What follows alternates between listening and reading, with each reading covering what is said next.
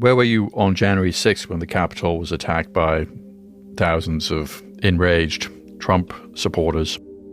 I was working at my house. One of my contacts had texted me and said, "Are you watching TV?" I said, "No." And he said, "You better turn it on because our Capitol's under attack." And I turned it on, and I never thought that the threat would literally come to the doorstep of our legislators. It was a shocker. And yet you'd predicted something along these lines more than a decade earlier. Yeah. The guy talking about the riot at the U.S. Capitol on January 6, 2021 is named Daryl Johnson. And when he uses the word shocker, he's talking about the sort of shock that's not really the same thing as surprise. He's talking about the kind of shock you get from touching a kettle that you've been watching heat up on the stove for a while. You knew it was going to be hot, just maybe not that hot. Johnson wasn't surprised by the January 6th riot because he predicted the surge in right-wing extremism when he used to work for the U.S. Department of Homeland Security.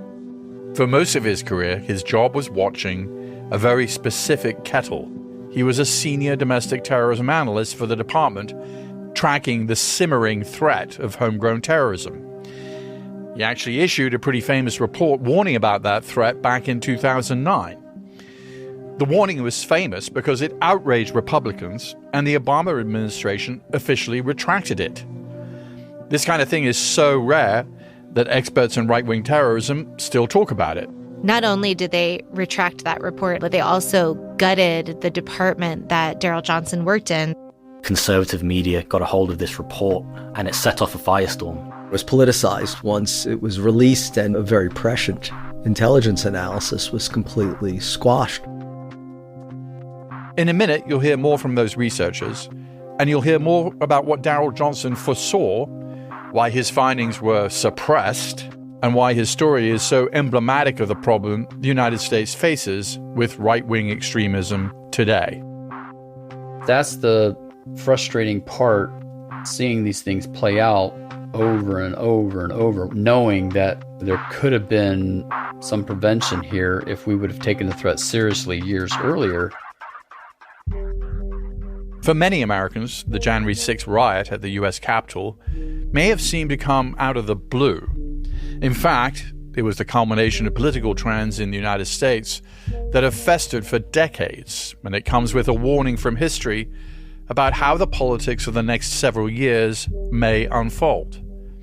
At a time when as many as 1 in 3 Americans endorse the view that violence against the government is sometimes justified, in a moment when tech companies have allowed social media to fan the flames of discord, and during a presidential election when Donald J. Trump seems to be running once again for the role of divider-in-chief. We will root out the communists, Marxists, fascists, and the radical left thugs that live like vermin within the confines of our country. Join me in the room with some people who may know more about homegrown American extremism than some of the extremists themselves.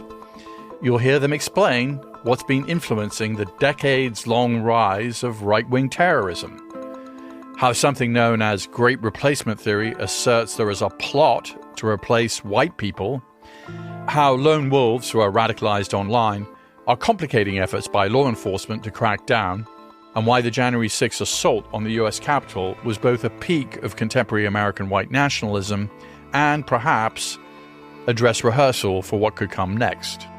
Unfortunately, I don't believe that that is the grand finale. I think it's the beginning of a new phase. There are people who see mainstream politics and perhaps authoritarianism or fascism as a really excellent solution. And that's on the table in a way it wasn't before. I'm Peter Bergen, and this is In the Room.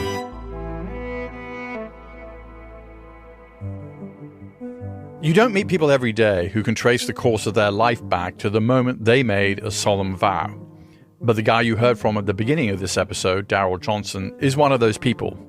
And his decisive turn came in the wake of the most lethal domestic terror attack in American history. Shattering that building, killing children, killing federal employees, military men, and civilians. It will be when a racist, anti-government extremist killed 168 people with a truck bomb at the federal building in Oklahoma City. The bomb, which may have contained the explosive equivalent of 2,000 pounds of dynamite, was apparently driven in a Ryder rental van.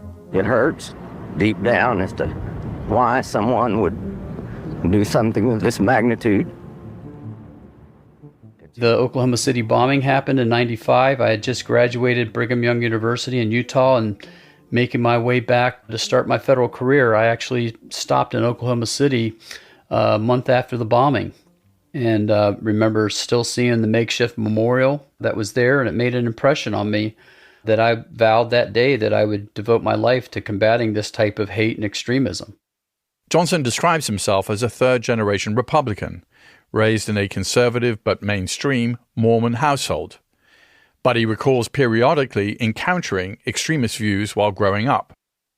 The very first impression that I remember as a child, about 11 years old, is going into a department store to use the bathroom, and when I went into the men's room, and written on the stall was the letters KKK. And I remember going to my elementary school library and looking it up in the encyclopedia and just being amazed that we had this relic from the Civil War that was still existent in today's society. He says he encountered extremism more regularly while working as a Mormon missionary in Michigan. This was the hotbed of militia activity, and I remember coming across white supremacist pamphlets and tracts as I was proselytizing door to door with the Book of Mormon. I felt like my religious beliefs in the Book of Mormon was competing with these white supremacist literature and militia members that I was meeting. These encounters during Johnson's youth in the 1990s occurred during a surge of right-wing extremism in the U.S. Researchers point to several factors that may have provoked rage on the extreme right at the time: an economic recession, new gun control laws, a Democrat in the White House, and significantly, deadly clashes between extremists and federal agents at Ruby Ridge, Idaho, and in Waco, Texas. In both cases, government miscalculation in the arrest of a fanatic ended in gunfire and death.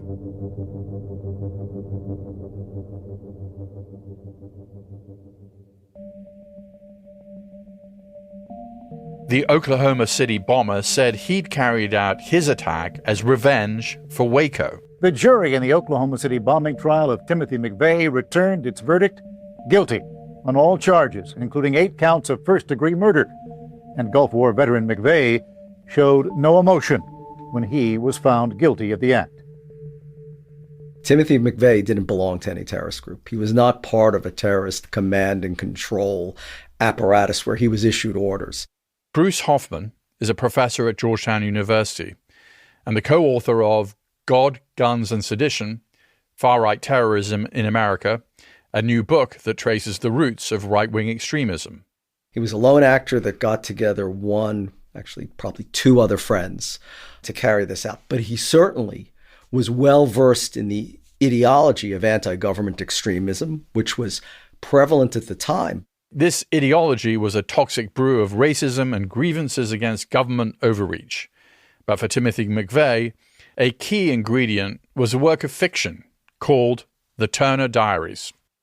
McVeigh initially plotted the Oklahoma City attack to fulfill exactly the mission that the Turner Diaries described, which is to, ignite the spark that will set off this race war and this countrywide revolution. I actually brought a copy of the book to my interview with Bruce Hoffman and his co-author, Jacob Ware, who's a research fellow at the Council on Foreign Relations.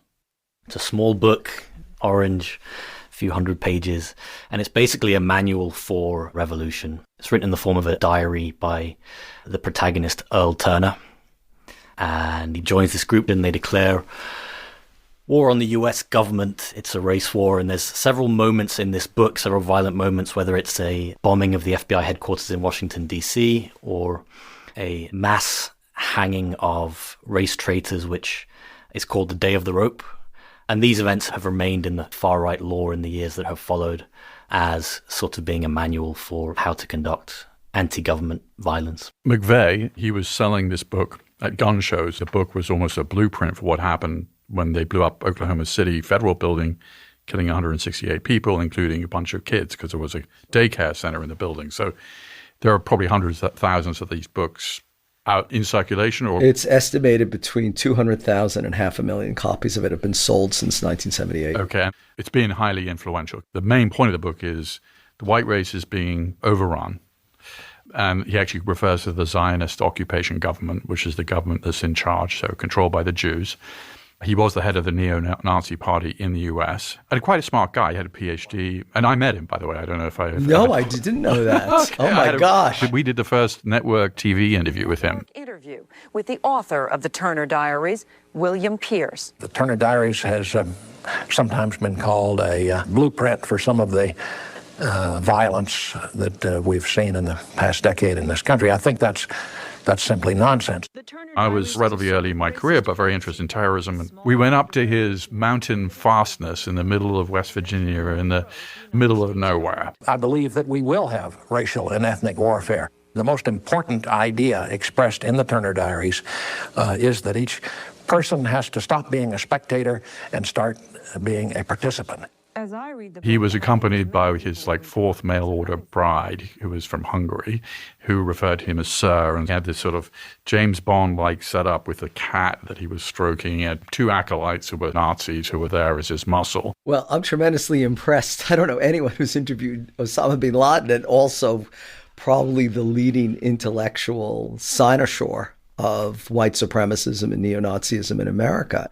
He said, I can just reach a limited number of people with my hateful, turgid, didactic propaganda. He said the way to reach people is by writing a novel and by fictionalizing this clarion call to overthrow the United States' democratically elected government and put in place this white supremacist order. In the early days after it was first published, the Turner Diaries mostly spread by mail or by being passed hand to hand. Today, social media can spread ideas at the speed of a click, and individuals with grievances can find instant community online.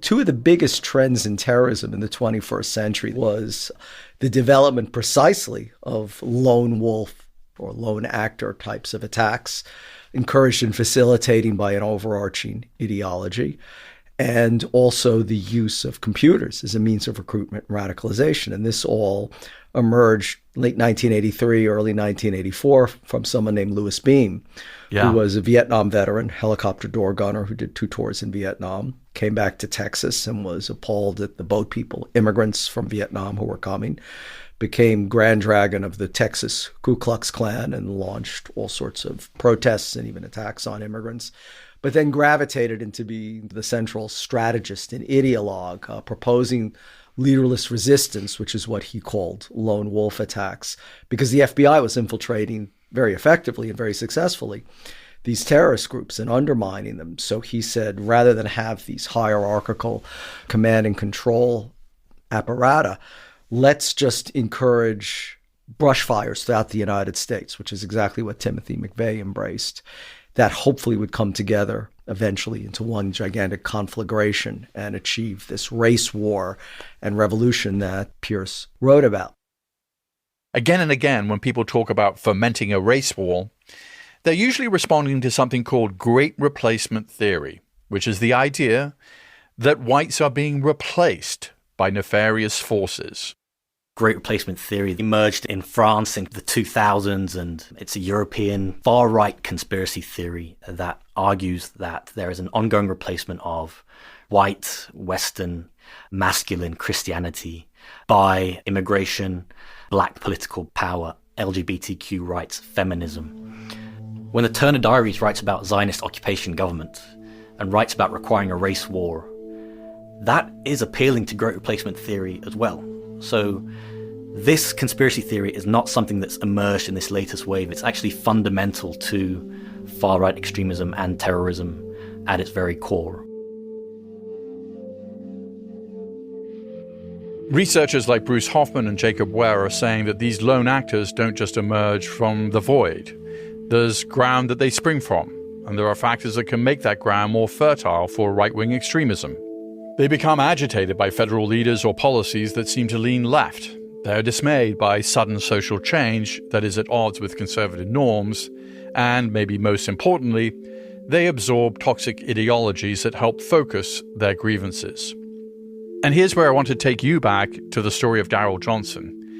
He's the guy from the beginning of our episode who vowed to fight extremism after seeing the bombed-out federal building in Oklahoma City.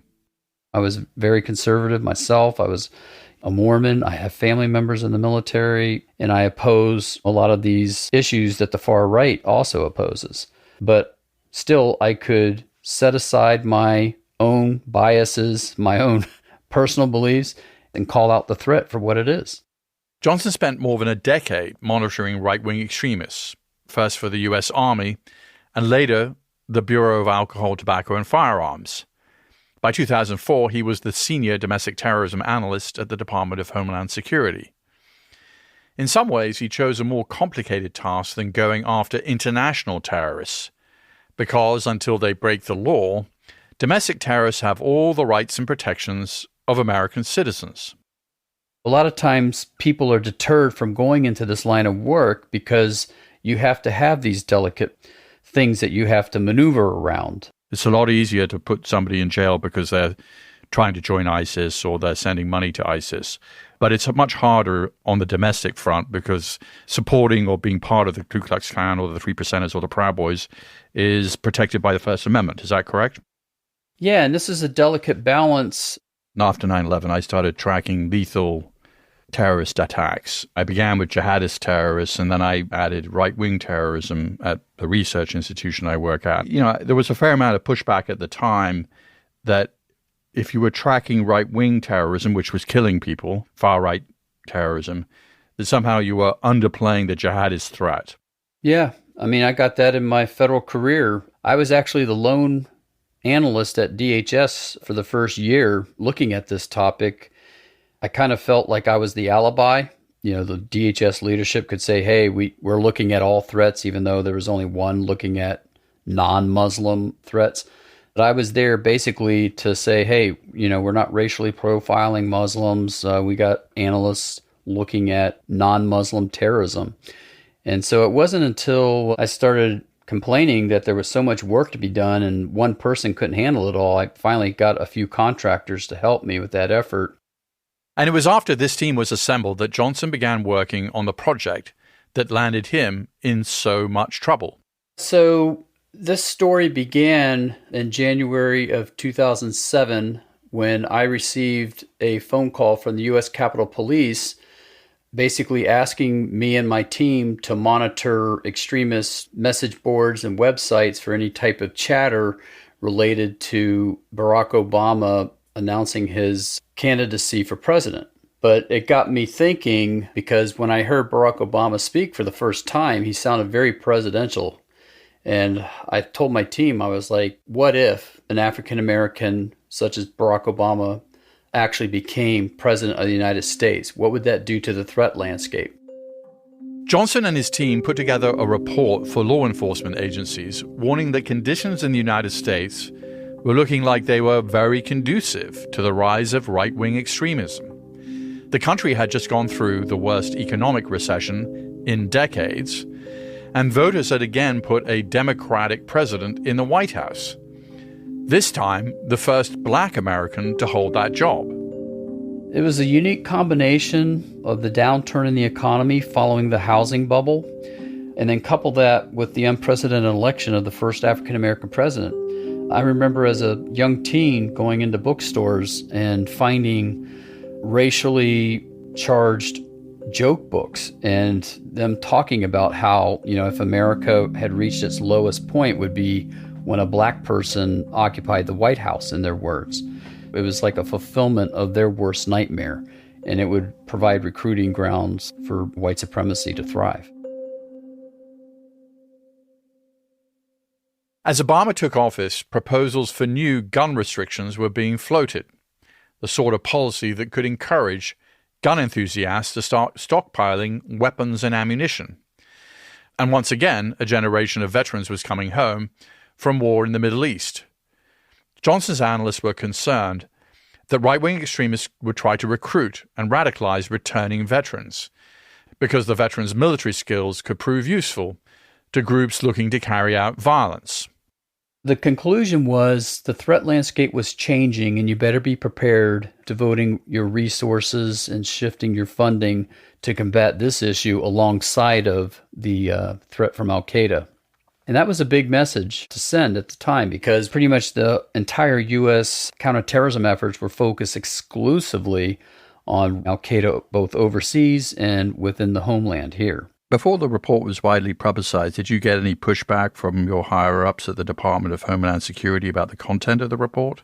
No, in fact, we got a lot of positive feedback. What about the Obama administration writ large? Myself and the FBI personally briefed Janet Napolitano face-to-face about the findings. Janet Napolitano was totally pleased with it. I left that office thinking that, I had done my job and I'd done it well, and that was the very first time I'd ever briefed a secretary-level official. And then 3 days later, once the report was leaked, all hell broke loose in the office. Homeland Security Secretary Janet Napolitano is facing a storm of protests over her department's view on domestic terrorism. Critics say the Department of Homeland Security document unfairly paints military vets as right-wing extremists. Veterans who pledged their lives to defend the United States were especially stunned. The political firestorm around the report became so intense that to douse it, the Obama administration did something quite unusual for a government report. It officially retracted it. Not because the report was wrong, but because it had pissed off so many powerful people on the right. When I came in the office, there was a lot of chaos. The ops center had been bombarded with a phone blitz, congressional staff calling, wanting to know the sourcing that had gone into the report. Then we got inundated with a bunch of FOIA requests. And so this went on for weeks and months. And management said, look, let's just temporarily shut it down. And then once this controversy blows over, we'll reconstitute the effort, put you guys back out on the road, and you can get back to writing and doing your analysis. Well, that was just a cover story, I later found out, so that they could restructure, reassign us, and totally do away with the domestic terrorism unit that I had led. And then they went even further and tried to retaliate against us on our performance appraisals.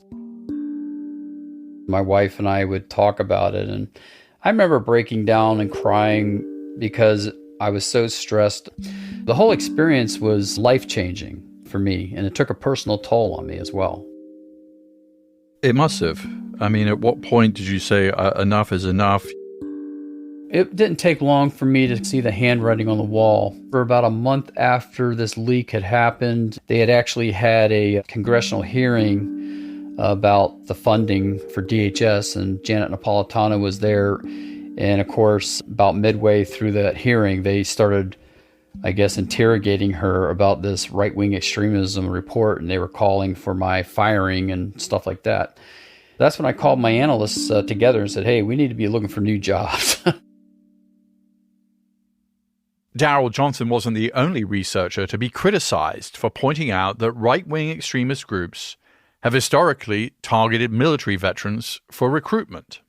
I remember I wrote an op-ed for the New York Times saying the history shows us that there is this strong correlation between veterans and heavy involvement with these groups.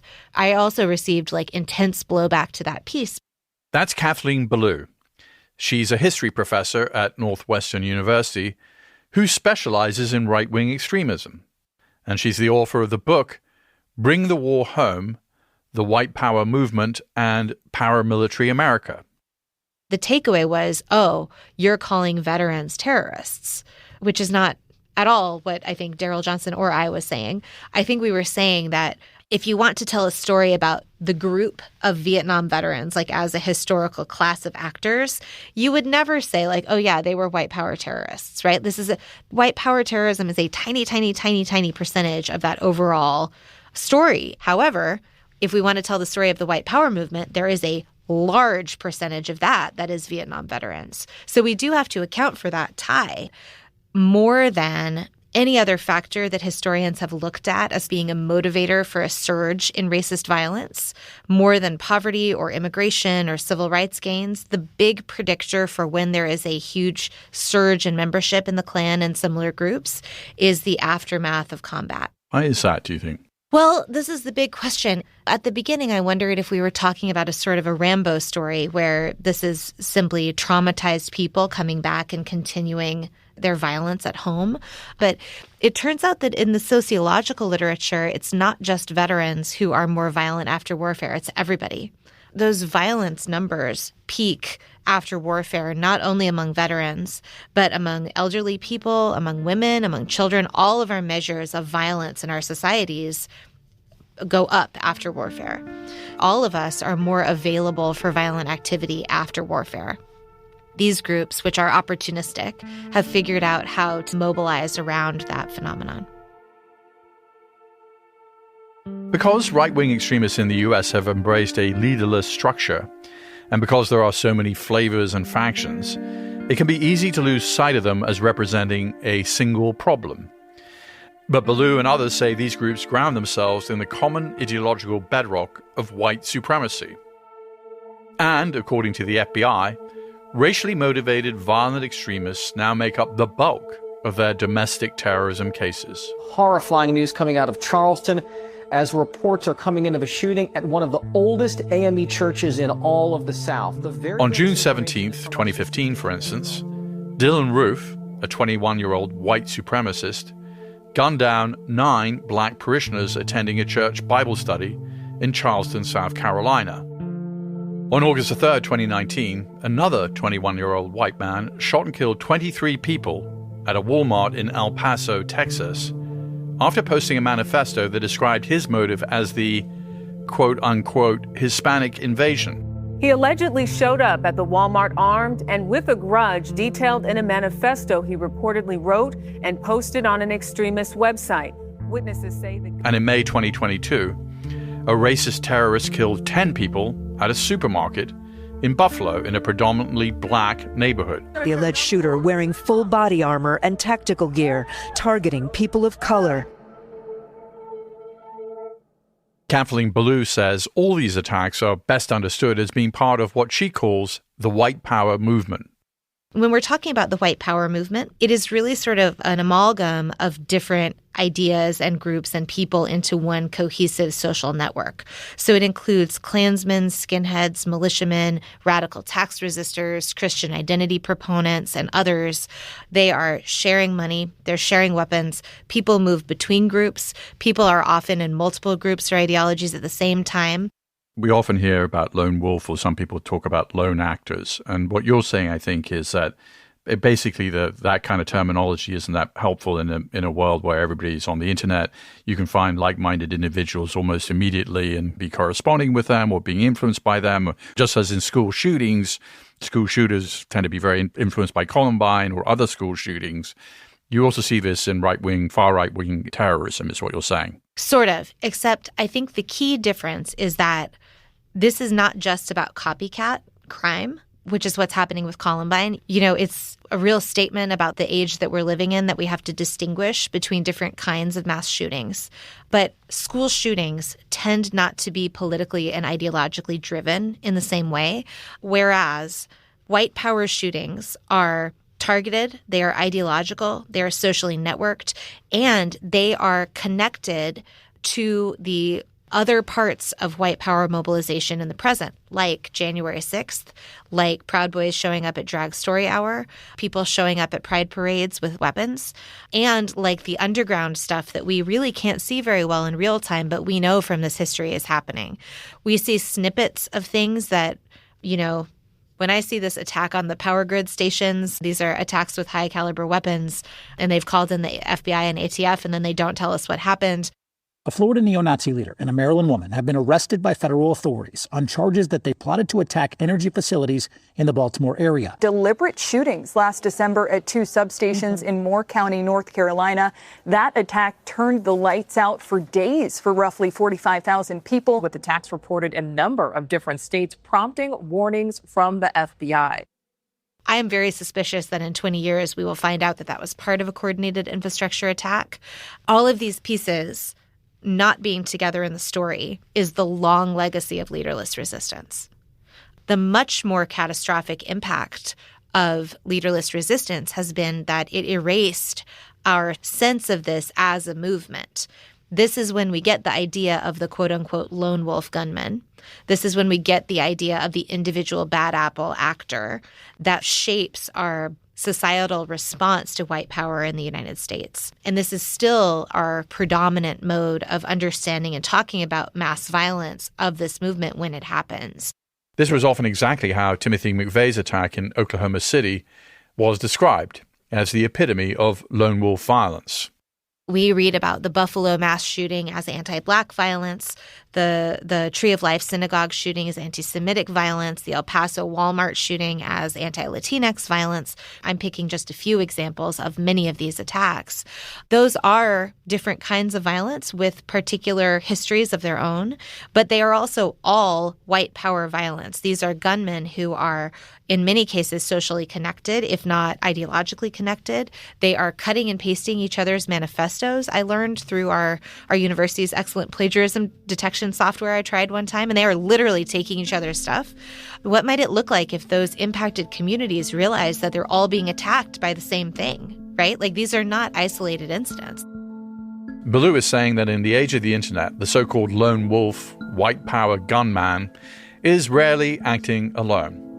He's part of a ragtag, leaderless crusade that organizes and reorganizes itself under different factions or flags. But at the core, this crusade believes in the same ideas, reads the same scripture, and fundamentally agrees about which members of the American family ought to be driven out of public life or even killed. This is not a thing where, like, you've cut the head off the snake. At the very best, this is a hydra that will reform and come out somewhere else. Well, so what does the hydra look like in 2024, and particularly as we get closer to the election and also after the election? The alarming thing about our present moment from where I'm sitting is that in the 1980s, the last time this movement decided to pursue mass casualty violence and armed revolution, they did that because they believed that the door to politics was closed. In the present moment, the door to politics is wide open. We have Proud Boys ascending the ranks of the GOP, especially at the local level in places like Florida. Those lines are no longer stark between mainstream politics and the radical fringe. But my guess is that there are also people who see mainstream politics and perhaps authoritarianism or fascism as a really excellent solution. And that's on the table in a way it wasn't before. Where were you on January 6th, and what did you think as it was happening? There's no amount of reading and studying and thinking about what an event like that might look like that prepares you for actually seeing it happen in real time. You can watch and you can pick out the white power activists. They're the ones with the tactical vests and the walkie-talkies. They're the ones who very likely erected the gallows outside of the Capitol so that people could take selfies. That is a direct reference to the Turner Diaries and a Day of the Rope event in that book where politicians are systematically executed. The Turner Diaries also has an attack on the Capitol in it that is not a mass casualty event, but is a show of power attack like the January 6th insurrection was. To me, you watch and it's absolutely clear what we're looking at. Mostly on January 6th, the organized neo-Nazis and fascist groups and far-right groups did not show up with their swastikas and their Confederate flags. They mostly showed up with their militia stuff. The symbols that you need to know a little bit more to understand are far-right symbols. Like what? So the Gadsden Purchase flag is the big one. That's the Don't Tread on Me snake flag. Various kinds of camo fatigue and paramilitary accoutrements, I think is what I would say. As you know, there have been over 1,000 arrests, and there have been a number of successful seditious conspiracy cases. Some of the sentences have been 22 years, long sentences. Do you think that that had some kind of deterrent effect against what you describe as a movement? I mean, it's sort of like a big melange, but do you think that that has had a preventive effect, all these arrests? Because we're in an audio medium, I just want to say that the thing that you were just doing with your hands, where you're kind of gesturing at this big, messy landscape of boiling turmoil, is absolutely right. And the thing that you didn't say, but that is absolutely right too, is that also nobody's in charge, right? This is a competing mess of ideologies and people and wills and motivations. Nobody is in charge. So convicting a few people is not going to slow it down, especially when the narrative is about state overstep and the need to resist. You can't unring the bell of the internet. You can't get hate speech off the internet. They have been on the internet since 1983. They're not going anywhere.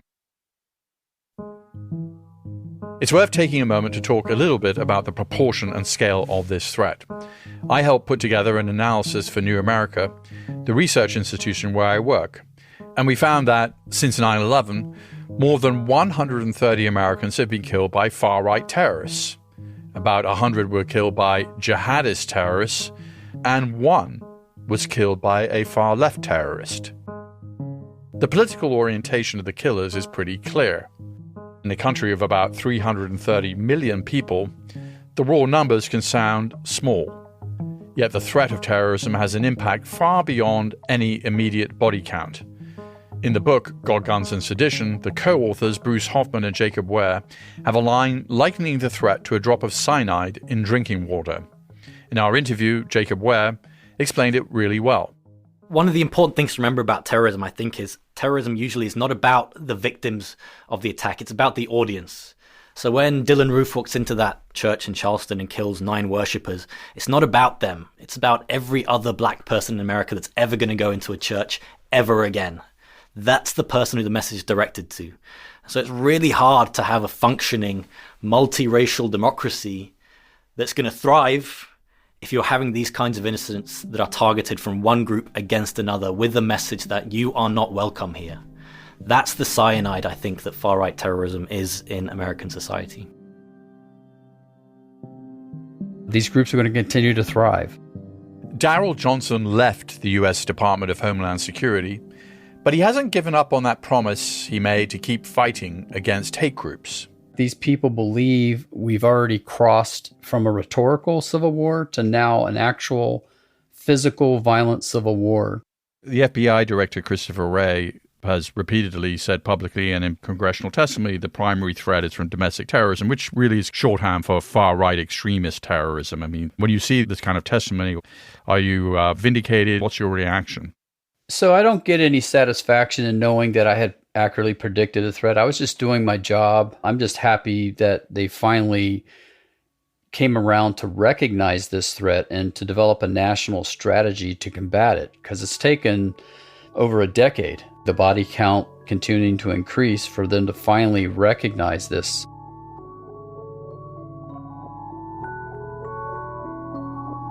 There is considerable discussion in the US today about the possibility of a civil war. Certainly, political violence is very much part of the American story, a country born in a revolution and forged in a civil war. More recently, during the 1970s, left-wing terrorists, the Weather Underground, and even violent Puerto Rican nationalists carried out numerous terrorist attacks in the US. But personally, I don't see the US headed for a civil war. There were more than 1,000 arrests after the January 6th riot at the US Capitol, and that had a demonstration effect that the Department of Justice will enforce the rule of law. And we haven't seen any large-scale civil disturbances by Trump supporters since then. While some of the organized groups that fomented the riot, like the Proud Boys and the Oath Keepers, have seen their leaders go to prison, often for lengthy terms. That said, we are in for a year that's likely to be one of the most contentious in American politics. And while we're unlikely to see a rerun of January 6th, the seeds of violence carried out by radicalized lone actors are already likely being sown right now. So while history may not repeat itself exactly, it may well rhyme.